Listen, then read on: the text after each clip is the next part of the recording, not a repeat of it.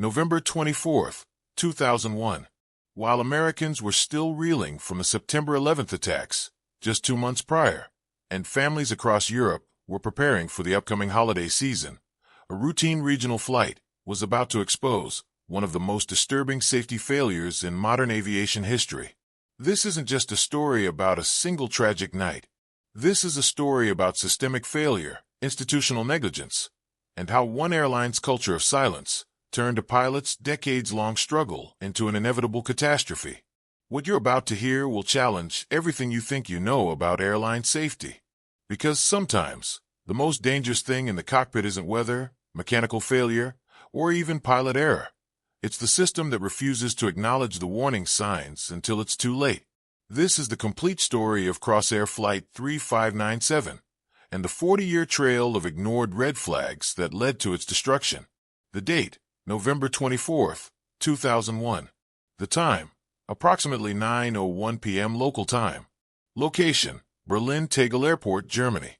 Crossair Flight 3597 was preparing for what should have been a routine 55-minute hop to Zurich, Switzerland. The aircraft, registration 8BIXM, was a British Aerospace Avro RJ-100, also known as the Bay 146. This 4-engine regional jet had been in service for just 6 years and was considered reliable, quiet, and perfect for the short European routes Crossair specialized in. On board were 33 souls, 28 passengers, and 5 crew members.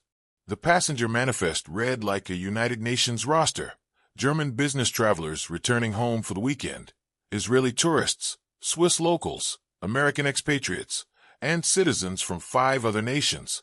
Among them were families, solo travelers, and people who had no idea they were boarding a flight that would change Swiss aviation forever. The crew, a study in contrasts. At the controls sat 2 men who couldn't have been more different in experience, yet shared one crucial similarity that would prove fatal. Captain Hans Ulrich Lutz, age 57. Let me paint you a picture of Captain Lutz. Nearly 20,000 flight hours. Almost 4 decades in aviation. By any conventional measure, this was an experienced pilot. He had the weathered look of someone who'd spent his life in cockpits, the confident bearing of a senior captain, and the respect that comes with longevity in the profession. But as we'll discover, experience measured in hours means nothing if those hours teach the wrong lessons. And Captain Lutz had been learning, and more importantly, teaching himself, the wrong lessons for his entire career. First Officer Stefan Lehrer, age 25.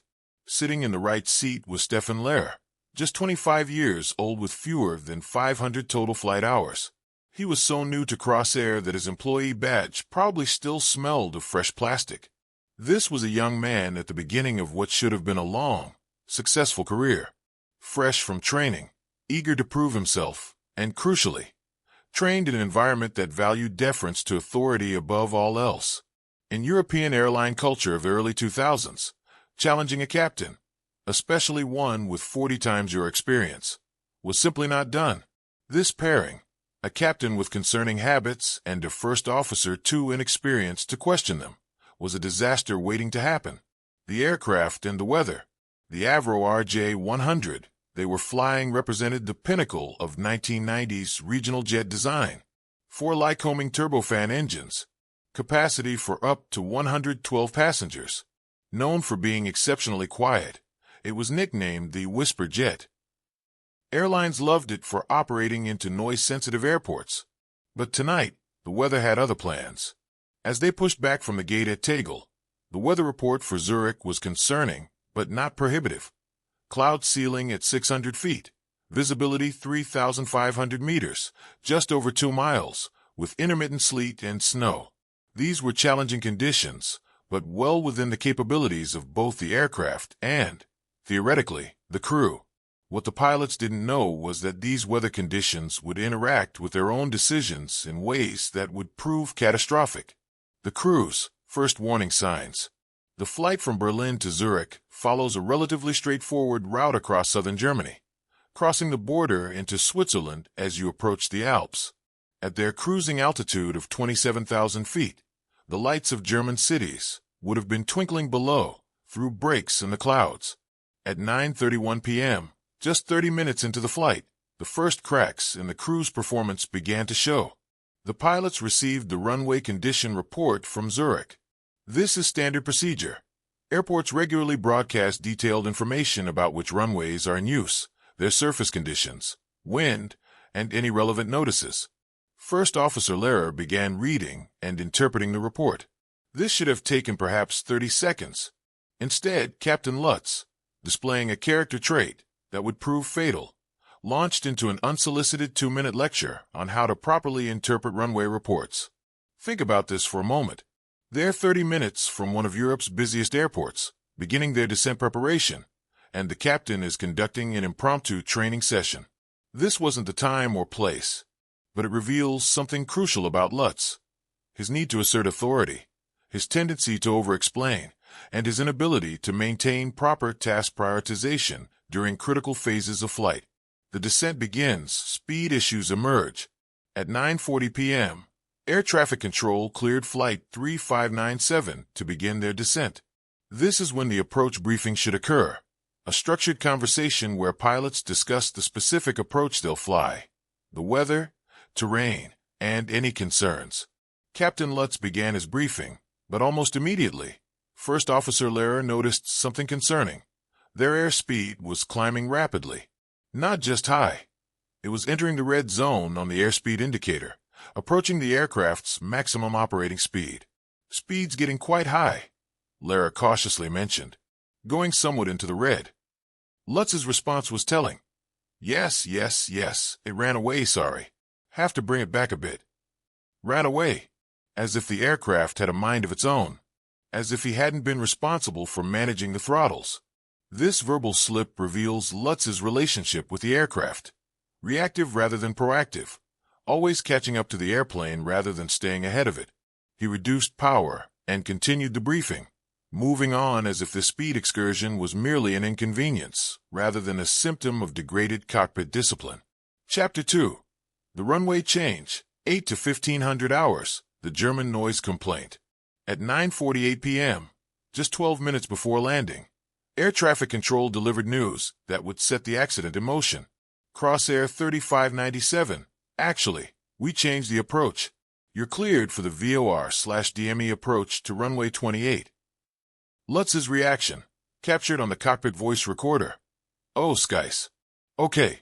That German expletive, roughly equivalent to a frustrated, oh shit, captured the moment the routine flight became complicated. Let me explain why this runway change mattered so much, because it's central to understanding what happened next. The politics of noise. Zurich Airport sits in a geographically awkward position. Just across the border to the north lie several German towns and villages. For years, these communities had endured the roar of jets on approach to runway 14, Zurich's primary arrival runway. The complaints had been mounting for years. German politicians pressured Swiss authorities. Noise monitors recorded violations. Residents documented sleepless nights and disrupted lives. Finally, just 1 month before this flight, German and Swiss authorities reached an agreement. Between 10 p.m. and 6 a.m., all arriving traffic would use runway 28 instead, routing flights away from German territory. On paper, this seemed like a reasonable compromise. In practice, it created a significant safety issue that nobody had adequately addressed: the technology gap. Here's the crucial detail that sealed the fate of Flight 3597. Runway 14 had a full instrument landing system, the ILS. This is the gold standard of approach technology. The ILS provides precise electronic guidance both laterally, left/right, and vertically, up/down. Pilots essentially follow a three-dimensional beam straight to the runway. In low visibility, it's like having a guide wire pulling you safely to touchdown. Runway 28, by contrast, had never been prioritized for such sophisticated equipment because it was so rarely used. The prevailing winds at Zurich typically favor easterly operations, so runway 28 was equipped only with a VOR/DME approach. VOR/DME, the old-school approach. VOR stands for VHF omnidirectional range. DME means distance measuring equipment. Together, they provide basic navigation information, direction and distance to a radio beacon, but they don't give you a vertical path.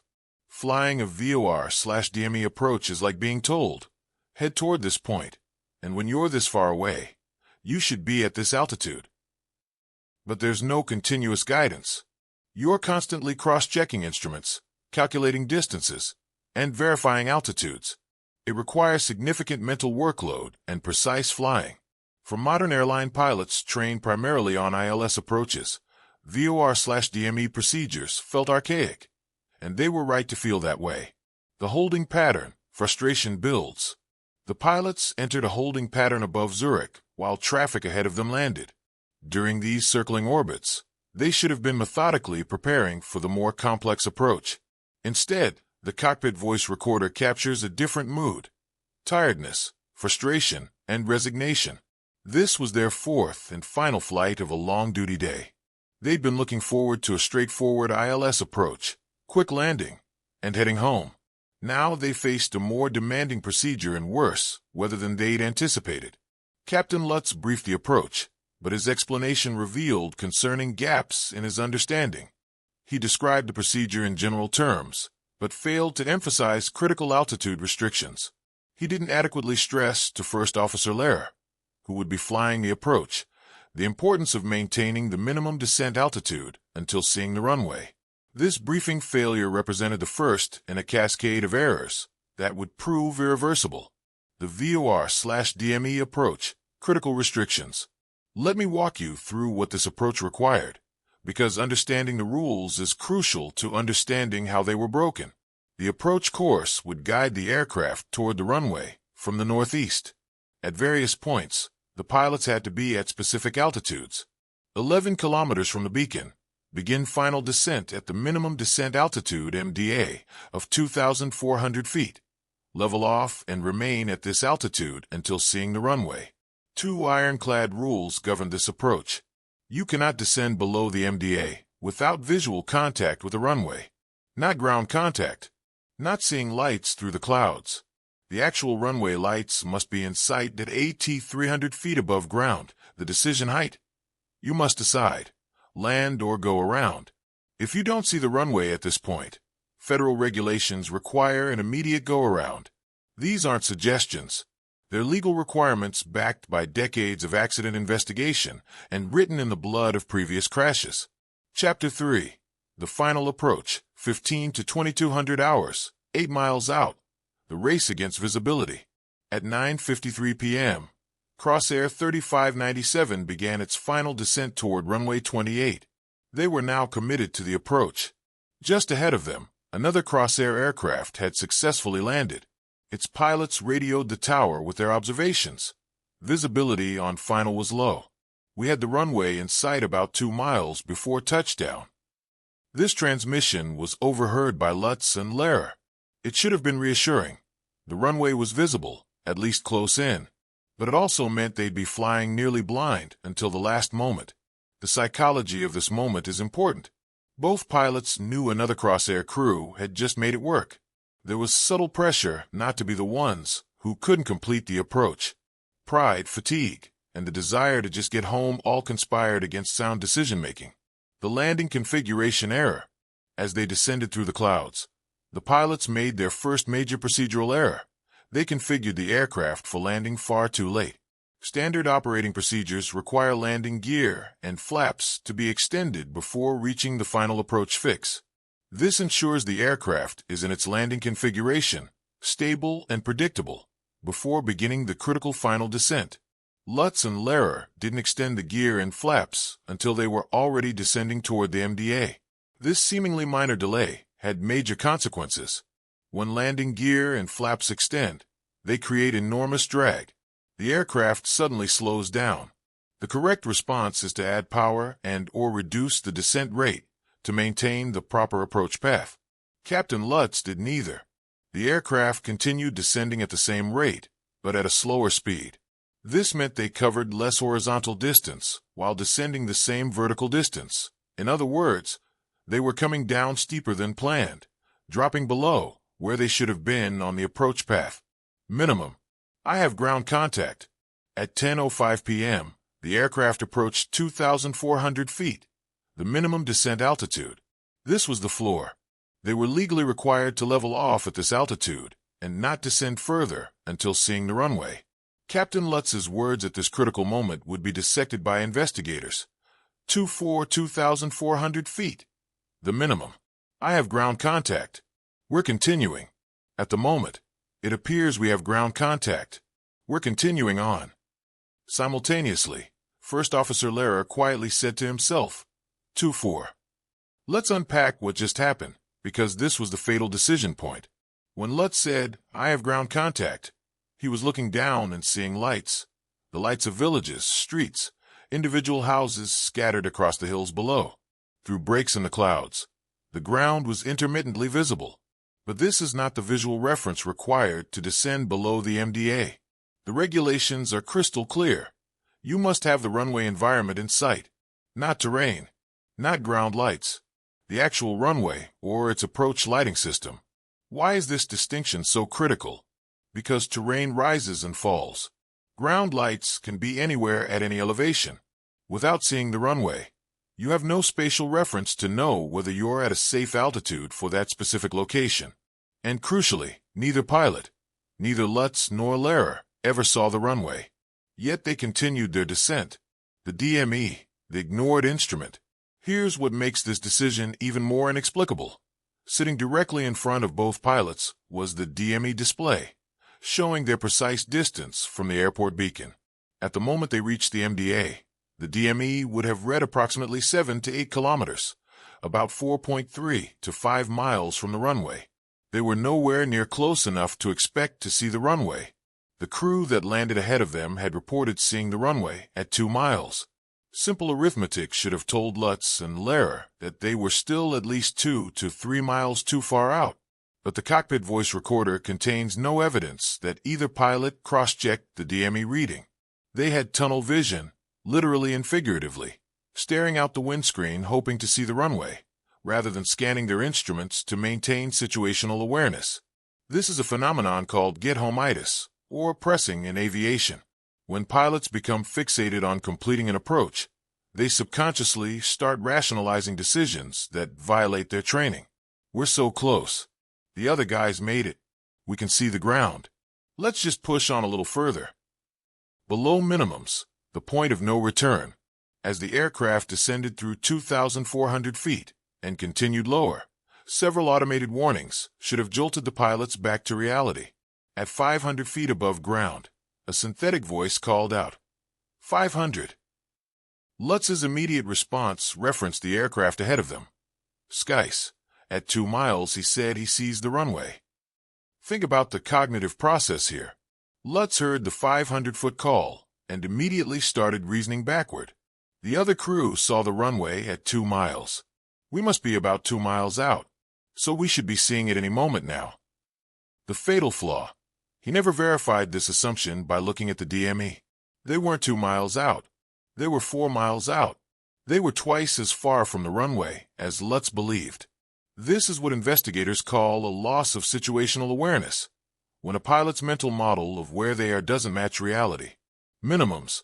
At 300 feet above the ground, barely twice the height of a 15-story building, the automated voice called out, minimums. This is the last chance alarm. By regulation, this is the absolute decision point. Runway in sight, land. No runway. Go around immediately. No exceptions, no gray area, no judgment calls. At this exact moment, the tower controller cleared them to land. His words overlapped with a quiet comment from Captain Lutz. Make a go around. Wait, what? Lutz was suggesting a go around, but with such little conviction that it barely registered as a command. His tone was more questioning than directive, almost as if he was thinking out loud rather than making a decision. 2 seconds later, 2 crucial seconds, both pilots simultaneously said go around, and First Officer Lehrer disconnected the autopilot and shoved the thrust levers forward. But 2 seconds at 300 feet altitude and 140 knots is 2 seconds too late. Impact. 1 second after initiating the go-around, the aircraft struck the first tree. The plane was flying over the Betchberg Hill, a wooded ridge about 3.7 kilometers from the runway threshold. In daylight, pilots see this hill clearly. At night in clouds, it's invisible, just another dark mass beneath the overcast. The trees on Betchberg's crest stand approximately 300 to 350 feet tall.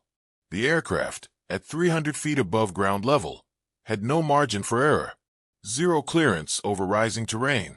The first impact sheared through the upper branches, then larger tree trunks. The sequence happened terrifyingly fast. Second 1 to 2.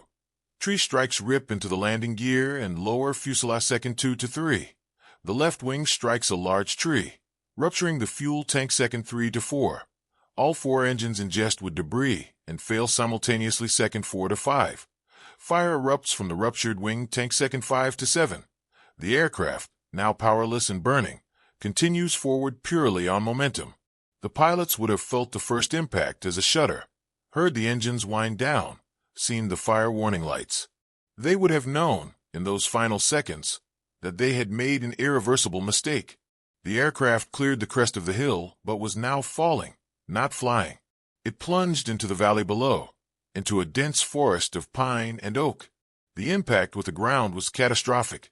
The fuselage broke into three main sections.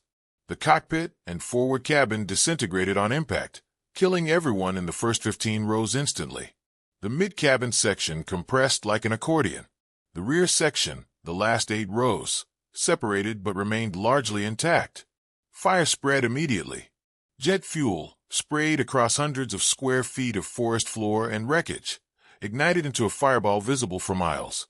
The survivors, in an almost miraculous twist of fate, 9 people survived, 7 passengers and 2 flight attendants, all seated in the rear section of the aircraft.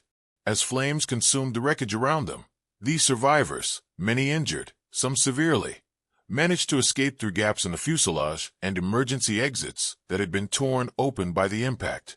They crawled, limped, and dragged themselves away from the burning wreckage into the cold, wet forest. Some collapsed in the snow. Others helped the more seriously injured get farther from the flames.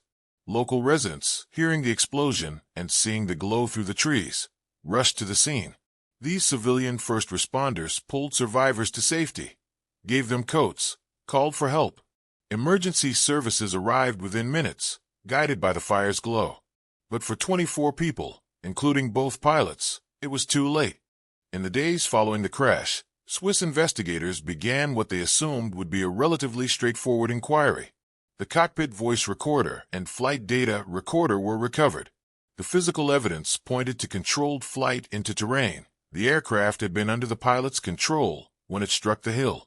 But as investigators pulled Captain Hans Ulrich Lutz's personnel file, they discovered something that would transform this investigation from a routine accident inquiry into a damning indictment of an entire airline safety culture.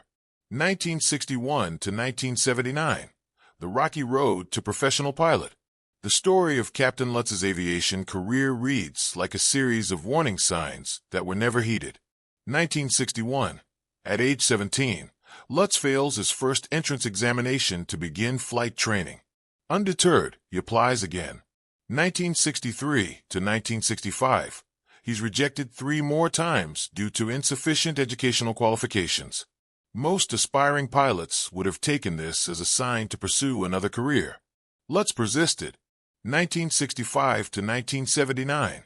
Over the next 14 years, Lutz stumbles through various training programs. Records show he struggled consistently with navigation systems and procedures. Flight instructors noted his difficulty following checklists, the most basic tool of professional aviation. One instructor's note, discovered in archived records, described Lutz as requiring excessive repetition of concepts and showing poor retention of navigation procedures. Despite these red flags, Lutz eventually accumulated enough licenses to apply to Crossair. 1979. Crossair hires Lutz as a first officer. His examination results are described as below average to average. In a profession where precision is paramount, below average should disqualify a pilot from employment at a commercial airline. But Crossair, in its early years as a growing regional carrier, needed pilots. Standards were flexible. The Lugano incident, 1995. Here's where the story takes a darker turn. Investigators discovered that the descent below minimums on Flight 3597 wasn't an aberration, it was a pattern. 6 years before the Zurich crash, on a night flight into Lugano Airport in southern Switzerland, Captain Lutz was approaching in weather conditions similar to that fateful November night. Lugano Airport has a unique geography. It sits at the northern tip of Lake Lugano, with the runway essentially ending at the water's edge. The approach path comes in low over the lake before landing. On this particular night, clouds obscured the runway. Unable to see it, and apparently unwilling to execute a go-around, Lutz did something astonishing. He descended the aircraft to just 300 feet above the lake's surface and flew along at high speed, essentially skimming the water, waiting for the runway to appear out of the mist. Let me emphasize, 300 feet. That's lower than many apartment buildings. At night, over water, in clouds, at speeds exceeding normal approach parameters. This wasn't flying. It was Russian roulette with an airplane. Eventually, the runway lights appeared and he landed. The first officer never reported the incident. The passengers, terrified but unaware of how close they'd come to disaster, deplaned normally. This incident only came to light during the investigation of Flight 3597, when investigators interviewed pilots who had flown with Lutz over the years. One former first officer finally came forward, saying he'd been too intimidated to report it at the time. The MD-80 failures, 1996. In 1995 to 1996, Crossair acquired several McDonnell Douglas MD-80 aircraft. These were significant upgrades, modern, glass cockpit jets representing the latest in aviation technology. Several Crossair pilots, including Lutz, were selected for upgrade training to fly these new jets. This should have been a career highlight, the culmination of years of experience. Instead, it became a humiliating documentation of Lutz's fundamental inadequacy as a pilot. January 1996, first attempt. From the very first simulator session, Lutz struggled. The MD-80's digital flight guidance system, standard equipment on modern jets, completely confounded him. He couldn't program flight plans. He struggled with basic autopilot modes. His manual flying was imprecise. Instructors offered 2 additional remedial sessions. Even with this extra help, Lutz failed to meet minimum standards. The training was terminated, and he was told he could try again in a few months. June 1996, second attempt. The second conversion course went no better.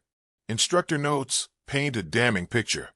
Unsystematic approach to flight guidance system operation. Manual control skills below standard. Limited ability to analyze situations and make timely decisions. Does not demonstrate required proficiency for type rating. Lutz failed the final type rating examination. He was not certified to fly the MD-80. The cover-up that wasn't. Here's where Crossair's negligence becomes truly shocking. Any reasonable airline, faced with a pilot who had failed not 1 but 2 attempts to qualify on a new aircraft type, would conduct a comprehensive evaluation. They would ask fundamental questions. Is this pilot suitable to fly any of our aircraft? What remedial training is needed? Should we consider grounding him? Crossair did none of these things. Instead, they simply sent Lutz back to flying the Saab 340 turboprop, the aircraft he'd been flying before. No investigation, no evaluation, no consequences. Even more incredibly, when Crossair decided to phase out the Saab 340 in 2001 and began converting pilots to the Avro RJ85/100, the chief pilot overseeing Lutz's conversion training had no idea about the previous MD-80 failures. The institutional amnesia was complete. Lutz's failures had been documented, filed, and forgotten. He qualified on the Avro RJ, likely because it was a simpler, less automated aircraft than the MD-80, and began flying passengers that same year. The ground incident 1990. The MD-80 failures weren't Lutz's only documented problems. In February 1990, while serving as an instructor pilot on the Saab 340, Lutz caused an incident so egregious that even Crossair couldn't ignore it. While on the ground with a new pilot, Lutz decided to demonstrate that moving the landing gear lever to up while on the ground wouldn't actually retract the gear. There are safety systems to prevent this. Except in this case, those safety systems either failed or weren't engaged. The landing gear collapsed. The aircraft fell onto its belly, The fuselage was damaged beyond economical repair. The plane was written off as a total loss. Lutz suffered minor injuries. The student pilot was traumatized but physically unharmed. Crossair's response? They removed Lutz from instructor duties on the Saab 340, but allowed him to continue flying as a line captain. Think about that. A pilot collapses the landing gear of an aircraft through an act of stunning poor judgment, writes off a multi-million-dollar airplane, and faces only a minor duty restriction as punishment. The Italian sightseeing flight, 1999. Perhaps the most bizarre incident in Lutz's career occurred in March 1999, just 2 years before the fatal crash. Lutz was conducting a private charter flight for 30 passengers, colleagues, and their families, on a Saab 340. The plan was simple: depart Zurich, fly scenic routes around the Alps, land at Schaun Airport in the Swiss mountains for a brief stopover, then return to Zurich. The flight out was uneventful. They circled some peaks, passengers snapped photos, everyone enjoyed themselves. Then came the approach to Schaun. As they descended through the valleys, Lutz noticed they should have arrived at the airport by now. No problem, he thought. There's a runway ahead. That must be Schaun. He began the approach. He called Schaun Tower on the radio. No response. He called again. Still nothing. A normal pilot might think, if the airport tower isn't responding, something is wrong. I should verify my position. Lutz continued the approach. As they got lower, passengers started noticing road signs. Italian road signs. They weren't in Switzerland anymore. They had crossed the border and were about to land at a small airport near Domodossola, Italy, some 50 kilometers south of Schaun. At the last moment, Lutz aborted the landing, flew back north, found Schaun, and landed without further incident. He explained the minor navigation error to the passengers, but never filed a report with Crossair. The airline learned about it only after the 2001 crash, when investigators interviewed everyone who had ever flown with Lutz. The pattern emerges. Laid out chronologically, Captain Lutz's career reveals a disturbing pattern.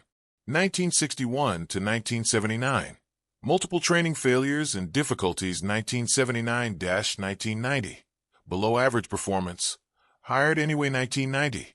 Writes off aircraft through negligent ground operations 1995. Descends dangerously low over water at Lugano 1996. Fails MD. 80 qualification twice 1999. Gets lost and nearly lands in wrong country 2001. Descends below minimums and crashes, killing 24 people. This wasn't a good pilot who made one bad decision. This was a pilot who had demonstrated, repeatedly over decades, that he lacked the judgment, discipline, and technical proficiency required for commercial aviation. Yet he flew for Crossair for 22 years, accumulating 20,000 hours. Hours that meant nothing because they reinforced bad habits rather than building sound skills. The airline's history.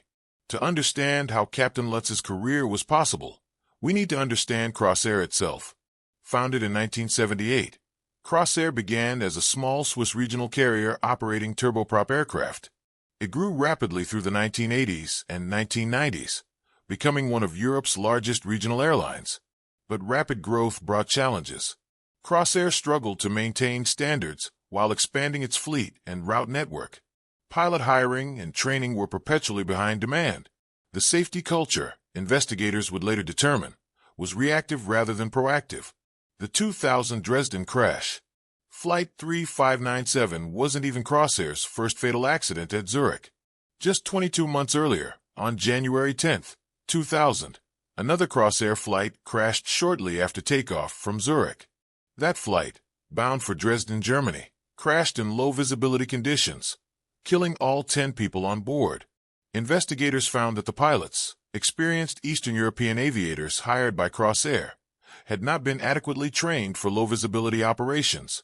The accident investigation made several safety recommendations to Crossair regarding training standards and oversight. The airline promised improvements. Clearly, those improvements were never implemented. Less than 2 years later, another Crossair plane crashed at the same airport, killing 24 more people. Federal oversight failures. The final investigation into Flight 3597 revealed a shocking fact. Switzerland's Federal Office of Civil Aviation had never conducted a comprehensive audit of Crossair. They were so understaffed that oversight of airlines was minimal. Crossair self-reported its compliance with regulations, and federal inspectors accepted these reports at face value. Nobody from the government had ever reviewed Captain Lutz's training records. Nobody had questioned why a pilot who failed to upgrade courses was still flying. Nobody had audited Crossair's safety management systems. The Swiss government, in essence, had outsourced aviation safety to the airlines themselves, a foxguarding henhouse arrangement that ended predictably. Chapter 6, Aftermath and Reforms, 42:00-50:00, the investigation report. When the final accident report was published, it didn't pull punches. The official causes of the accident were listed as primary causes. The flight crew continued the approach below the minimum descent altitude, without visual contact, with the runway inadequate crew resource management failure to execute a go-around when required. Contributing factors: lack of adequate training and checking by Crossair, inadequate oversight by federal authorities, insufficient approach aids on runway 28 non.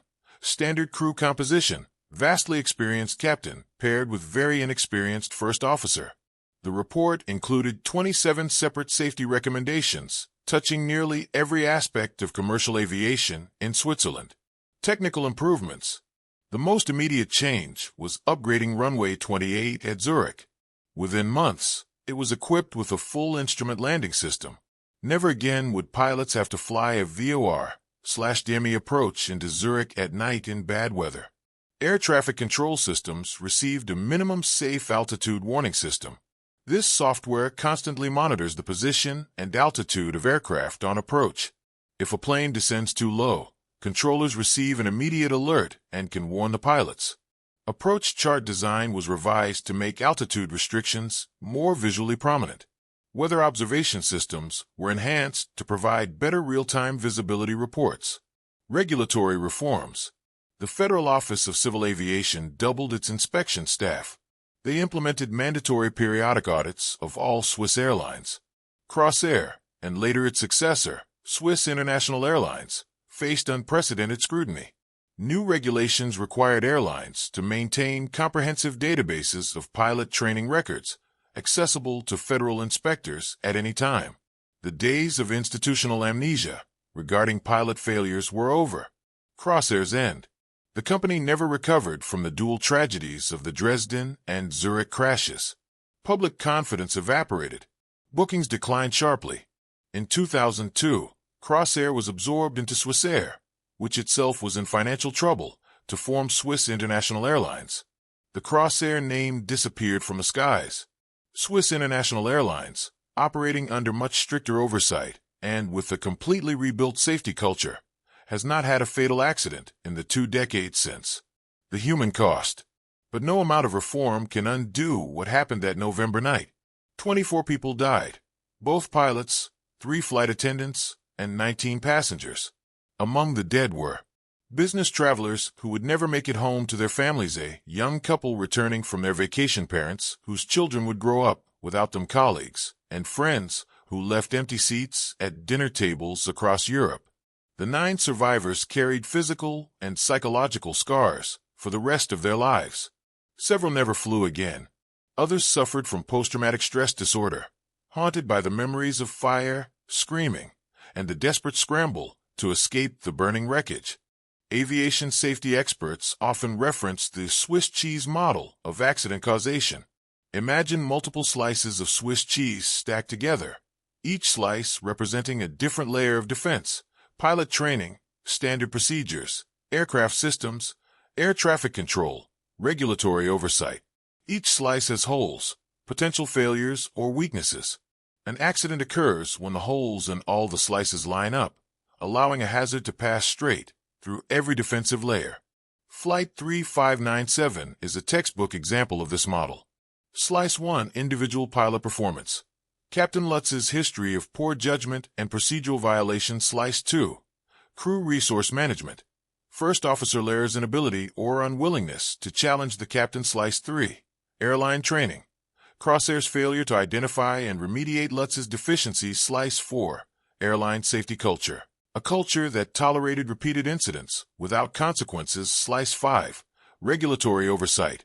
Federal authorities' failure to audit the airline properly. Slice 6. Infrastructure. The lack of an ILS on runway 28. Slice 7. Weather. Low visibility and ceiling on the night in question. Remove any one of these factors, and the accident likely doesn't happen. But all 7 align perfectly. The authority gradient problem. One of the most critical factors was the steep authority gradient in the cockpit. First Officer Lehrer had 500 hours of experience. Captain Lutz had 20,000. That's a 40-to-1 ratio. In European aviation culture of that era, such a disparity created an almost insurmountable psychological barrier to speaking up. Even when Lehrer noticed they were descending below minimums, even when he must have felt something was wrong, he said nothing. He had been trained, explicitly and implicitly, that challenging a captain, especially one so senior, was inappropriate. This wasn't Lehrer's fault. It was a systemic cultural problem. Modern crew resource management training has revolutionized this dynamic. Today's pilots are taught that the youngest, least experienced first officer has not just the right, but the duty to question any decision that compromises safety. Airlines practice assertiveness training. Captains are evaluated on their receptiveness to input from junior crew members. But in 2001, especially in European regional carriers, the old hierarchy still dominated. The experience paradox. Captain Lutz's 20,000 hours of flight time should have made him one of the safest pilots in the sky. Instead, those hours made him dangerous. This reveals a crucial truth about expertise. Experience only makes you better if you're learning the right lessons. Lutz had 20,000 hours of reinforcing bad habits, cutting corners, getting away with violations. Each time he bent the rules and nothing bad happened. It strengthened his belief that he was right and the rules were overly conservative. Psychologists call this normalization of deviance. When you violate a standard and face no consequences, the violation becomes normalized in your mind. Do it enough times, and it becomes your standard. Lutz had normalized descending below minimums, inadequate approach preparation, poor instrument scanning, and dismissing concerning situations with casual phrases like "it ran away." His 20,000 hours weren't an asset. They were 20,000 hours of practiced incompetence. The institutional failure. Perhaps the most disturbing aspect of this tragedy is how preventable it was at the organizational level. After the 1990 landing gear collapse, Crossair should have grounded Lutz, pending a comprehensive evaluation. After the 1995 Lugano incident, had it been reported, Lutz should have lost his license permanently. After the first MD-80 failure in 1996, Crossair should have conducted a thorough assessment of his fundamental capabilities. After the second MD-80 failure later that year, he should never have been allowed in a cockpit again. After the 1999 Italian navigation error, criminal negligence charges should have been considered. Each of these incidents represented a clear warning sign. Each was ignored, minimized, or covered up. Crossair's management failed its passengers, its crews, and the aviation system as a whole. The price of that failure was paid in blood, the regulatory betrayal. But airlines can't regulate themselves. That's why governments establish aviation authorities. Switzerland's Federal Office of Civil Aviation had one job: ensure that Swiss airlines operated safely. They failed completely. Understaffing is no excuse. If you don't have enough inspectors, you hire more or you reduce the number of airlines you authorize to operate. You don't simply trust airlines to police themselves. The federal government's negligence was, in some ways, more culpable than Crossair's. At least the airline was trying to make money, trying to grow, trying to meet demand. What was the aviation authority's excuse? Chapter 8. Broader implications. 58:00-65:00. The regional airline safety gap. The crash of Flight 3597 highlighted a broader problem in global aviation. Regional airlines often operate under less scrutiny than major carriers while facing tighter economic margins. Regional airlines typically pay lower salaries. Attracting less experienced pilots, have less robust training programs, face pressure to maintain schedule reliability, even in marginal weather, operate into smaller airports with fewer navigation aids, have less sophisticated safety management systems. This isn't universal. Many regional airlines maintain excellent safety records, but the structural pressures create vulnerabilities. In the years following the Crossair accidents, regulators worldwide increased focus on regional carrier oversight. The European Union implemented more stringent rules.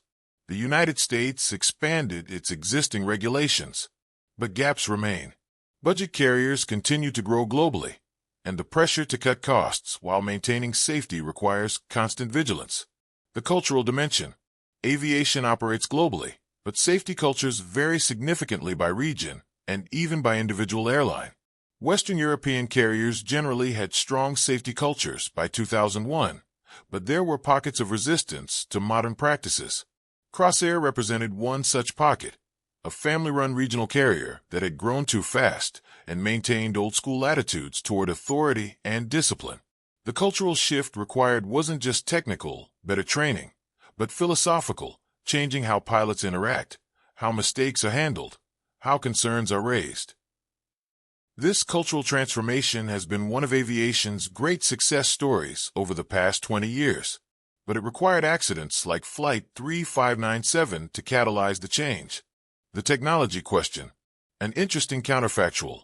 Would modern technology have prevented this accident? Almost certainly yes. Contemporary aircraft have multiple layers of protection that didn't exist or weren't activated.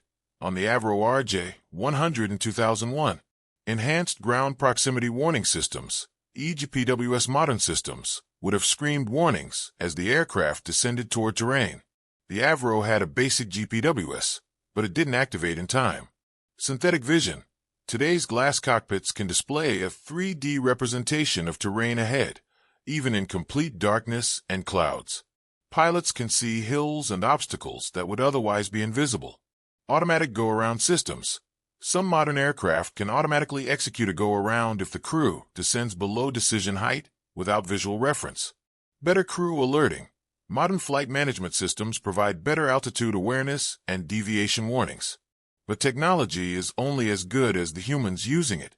If pilots are trained to ignore or override warnings, technology can't save them. The fundamental lesson of Flight 3597 isn't that we need better technology.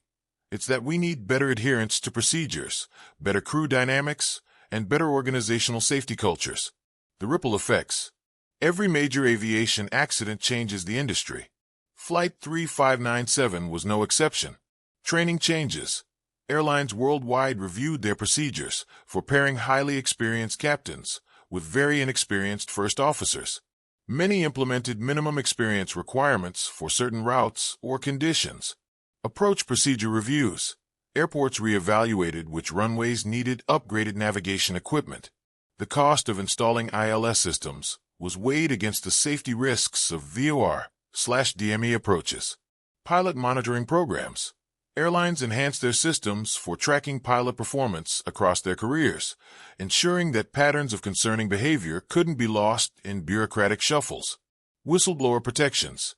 Aviation authorities strengthened protections for pilots and other staff who report safety concerns, reducing the intimidation that had prevented earlier reporting of Lutz's issues. These changes didn't just affect Switzerland, they rippled globally through the ICAO, International Civil Aviation Organization system, influencing standards and practices worldwide. Chapter 9. The Human Element, 65:00-72:00, Understanding Captain Lutz. It's easy to vilify Captain Lutz. His record is damning. His decisions were fatal. But understanding how someone becomes a danger in the cockpit requires looking beyond simple condemnation. Lutz likely suffered from what psychologists call the Dunning-Kruger effect, a cognitive bias where people with low ability overestimate their competence. His repeated failures in training and incidents in flight should have taught him humility and caution. Instead, they seem to have reinforced a belief that he knew better than the procedures, better than the instructors, better than the regulations. Each time he violated a standard and got away with it, his brain registered it as confirmation that his judgment was sound. He became increasingly confident in approaches that were objectively dangerous. There's also evidence of what's called plan continuation bias. Once committed to a course of action, humans are psychologically resistant to changing plans, even when evidence suggests they should. This explains why Lutz continued the approach even after multiple indicators suggested a go-around was necessary. None of this excuses his actions, but understanding the psychology helps explain how a human being can make such catastrophically bad decisions while believing they're doing the right thing. First Officer Lehrer's impossible position. Stefan Lehrer was 25 years old, at the beginning of his career, flying with a captain who had 40 times his experience. What could he have done differently? In theory, everything. He could have called for a go-around at any point. He could have refused to descend below minimums. He could have physically taken control of the aircraft. In reality, this required a level of assertiveness and confidence that he hadn't been trained to have, and that the cockpit culture didn't support. Imagine being 25, in your first real job, sitting next to someone who's been doing this since before you were born, and telling them they're wrong.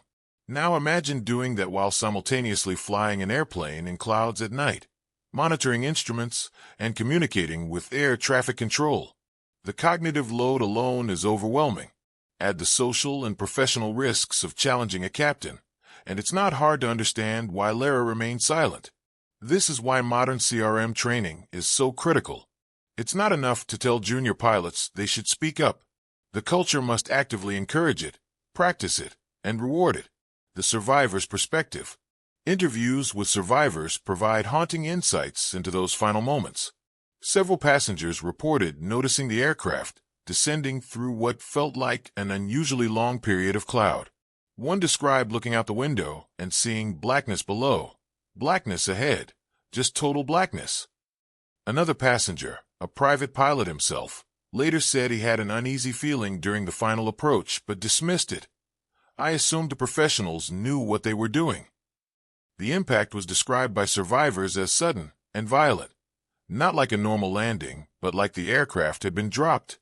One survivor recalled, "There was a huge crashing sound. Things flew everywhere. Then fire. Immediately fire." The panic of escaping the burning wreckage haunts them still. One survivor said, "I couldn't see through the smoke. I was crawling on my hands and knees, just trying to find a way out. I could hear screaming but couldn't see anyone. Then suddenly I was outside in snow, and the plane was burning behind me." Several survivors have spoken about guilt, survivor's guilt. Why did they live when others died? The randomness of it, being seated in row 24 instead of row 14, determined life or death. Therapy has helped many, but none have fully escaped the trauma. One survivor, "I hear that sound, metal tearing, engines failing in my nightmares.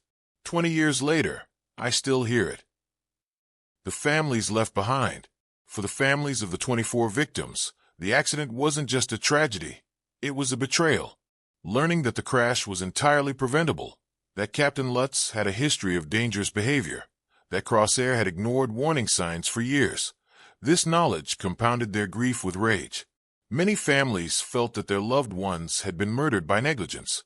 Civil lawsuits dragged on for years. Some families reached settlements, others refused, saying no amount of money could compensate for their loss. Several families became aviation safety advocates, working with Swiss and international authorities to ensure stronger regulations and oversight. They turned their grief into action, hoping to prevent future families from experiencing similar losses. One father, who lost his daughter in the crash, established a scholarship for aviation safety research. She loved flying, he said. She trusted that the system would keep her safe. I want to make sure that trust isn't misplaced for others. What really caused this crash? If you ask 10 aviation experts what caused Flight 3597 to crash, you'll get 10 slightly different answers. The captain descended below minimums, poor crew resource management, Crossair's failed safety culture, inadequate regulatory oversight, the lack of an ILS on runway 28, fatigue and schedule pressure, normalization of deviance over decades. The truth is all of these. Modern accident investigation recognizes that crashes result from chains of events and failures, not single causes. But at the center of this particular chain was a fundamental betrayal of trust. Passengers trust that the pilot at the controls is competent. Pilots trust that their airline properly vets and trains crew members. Airlines trust that regulators enforce standards. Regulators trust that airlines comply with rules. Every link in that trust chain failed. The state of aviation safety today. The aviation industry often cites the statistic that flying is the safest form of transportation, and it's true. The odds of dying in a commercial aviation accident are approximately 1 in 11 million. But that safety record was built on accidents like Flight 3597. Every major improvement in aviation safety can be traced to a crash that exposed a vulnerability. Today, commercial aviation in developed countries is extraordinarily safe because technology. Modern aircraft have multiple redundant systems and sophisticated warning devices training. Pilots undergo rigorous, continuous training with emphasis on crew coordination regulation. Aviation authorities conduct regular audits and enforce strict standards culture. Safety is prioritized over schedule, profit, and ego learning. The industry aggressively investigates incidents and shares findings globally. But complacency is the enemy of safety. The moment we assume it can't happen here is the moment we create conditions for it to happen. Unanswered questions. Even after exhaustive investigation, some questions remain. Why didn't First Officer Lehrer speak up? We can speculate about authority gradients and cultural factors, but we'll never know his exact thoughts in those final minutes. What was Captain Lutz thinking when he descended below minimums? Did he genuinely believe he was at the correct position? Was it recklessness? Fatigue-induced poor judgment? His death means we'll never know his perspective. How did Crossair's management rationalize keeping Lutz employed? Were they truly unaware of his full history? Or did economic pressures lead them to overlook red flags? Why didn't anyone in authority, an instructor, a Czech pilot, a federal inspector, ever flag Lutz as unsuitable? Was it groupthink? Fear of confrontation? Simple bureaucratic failure? These unknowns remind us that human systems are complex and often opaque, even to those operating within them. The legacy. If there's any silver lining to this tragedy, it's that the deaths of 24 people led to changes that have likely saved hundreds or thousands of lives since. Runway 28 at Zurich now has an ILS. Swiss aviation oversight is robust. Pilot training emphasizes assertiveness. Safety management systems track performance patterns. And perhaps most importantly, the story of Flight 3597 is taught in aviation programs worldwide as a cautionary tale about the dangers of normalization of deviance, inadequate crew resource management, and regulatory complacency. Every pilot who learns about this accident becomes less likely to make similar mistakes. Every airline manager who studies this case becomes more likely to address safety concerns proactively. Every regulator who understands this failure becomes more diligent in oversight. The 24 people who died that night didn't die in vain if their deaths prevent future tragedies. Closing 77:00-79:00. On the night of November 24, 2001, Crossair Flight 3597 descended through the clouds toward Zurich, carrying 33 people who trusted that the system would keep them safe. That trust was betrayed by a pilot who had spent decades practicing incompetence, an airline that prioritized growth over safety, and a regulatory system that failed in its most basic duty. 24 people paid for that betrayal with their lives. But from that tragedy emerged a blueprint for how not to run an airline, how not to train pilots, and how not to regulate aviation. The lessons of Flight 3597 echo through every cockpit, training center, and regulatory office in the aviation world. Aviation safety is measured not in the absence of accidents, but in the presence of learning. And we learned from Crossair 3597. We learned that experience without discipline is dangerous. We learned that hierarchy without humility is deadly. We learned that regulations without enforcement are meaningless. Most importantly, we learned that aviation safety is not a destination but a journey, a continuous process of identifying vulnerabilities, sharing knowledge, and refusing to accept that tragedies are inevitable. The victims of Flight 3597 can't be brought back, but their legacy lives on in every safe flight that lands because someone learned from their deaths. That's not redemption. Nothing can redeem such senseless loss. But it's meaning. And sometimes, meaning is all we can salvage from tragedy. This script is based on publicly available accident investigation reports, testimonies, and aviation safety research. It is intended for educational purposes to promote understanding of aviation safety principles and the importance of proper oversight, training, and operational discipline in commercial aviation.